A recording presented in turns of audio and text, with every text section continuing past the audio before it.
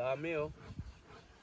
Kaya pala nung nag-harvest kami nung nakaraang araw, so parang may napansin ako, daming bunhok, yung pala ay white flies daw yun. So kaya malaking sinisira nila dahil tulad nito, hindi siya lumago. Itong dulo niya para siyang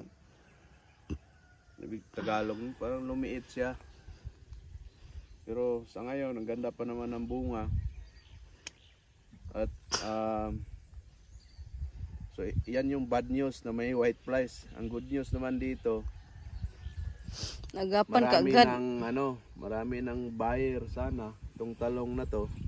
Ang dami ng pumunta sa bahay, sila ang kukuha sa lahat. Kaso lang medyo nagka-problema dahil ganito.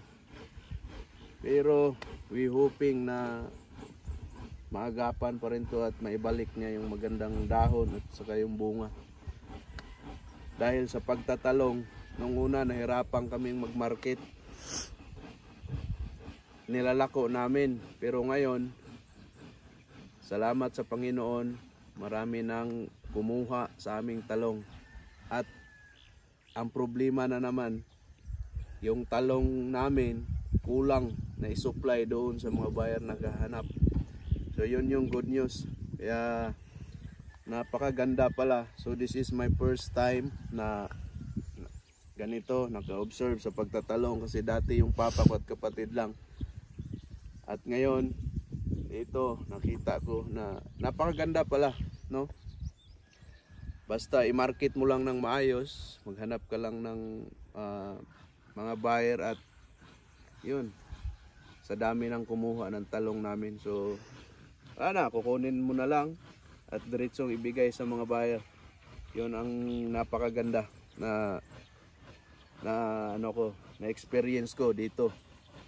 So I'm not a professional farmer, but ako study for this, na kailangan malaman namin kung anong mga dapat i-abono para sa insecticide, dahil lahat kami still learning, no? So kaya yun, laban lang bilang isang OFW. Napakaganda ang business ng pagtatalong.